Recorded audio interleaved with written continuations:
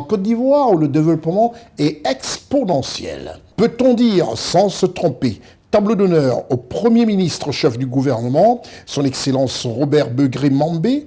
La réponse est oui. Peut-on dire tableau d'honneur au ministre de l'Équipement et de l'Entretien routier de Côte d'Ivoire, M. Amédée Kofi Kwaku? La réponse est oui.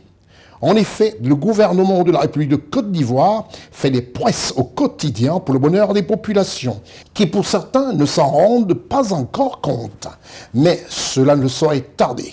Tableau d'honneur au gouvernement de la République de Côte d'Ivoire pour toutes ces prouesses et pour ce développement infrastructurel vertigineux, comme nous relate ici la caméra de Ousmane Koulibaly, assisté du Lévite Vonon Eli, et à la post-production Marcel Bassolé. Les autorités ivoiriennes ont pour objectif de transformer la ville d'Abidjan et de favoriser la mobilité urbaine face à l'urbanisation croissante.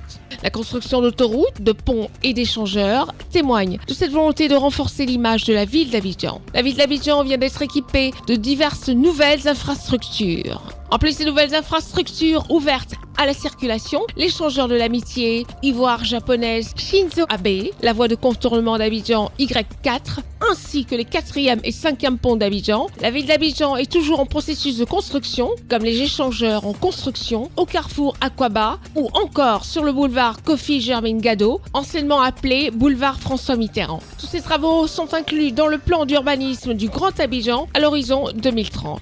Sur ce boulevard Oufo-Boigny, tous les carrefours se trouvaient à niveau, ce qui fait que ça crée beaucoup d'embouteillages, donc de congestion aux différents croisements.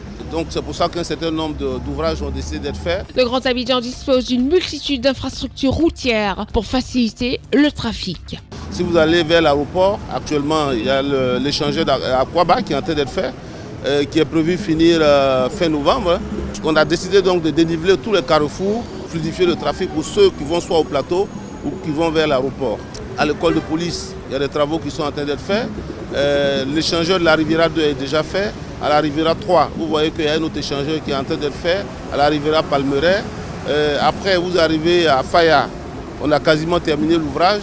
Il ne va rester que l'ouvrage d'Abata. Donc, quand vous allez sur le boulevard anciennement Mitterrand, aujourd'hui Kofi Gado, pour aller vers Bergerville, tous les carrefours seront dénivelés. Concernant le délai de réalisation des travaux, M. Amédée Kofi Kwaku, ministre de l'Équipement et de l'Entretien routier, rassure les habitants. Malheureusement, on ne peut pas manger des omelettes sans casser les œufs. Le temps des travaux, mais là les travaux sont terminés, on pense qu'il va y avoir beaucoup de soulagement. À Aquaba, tout le monde voit l'ouvrage en train de se dresser dans quelques temps.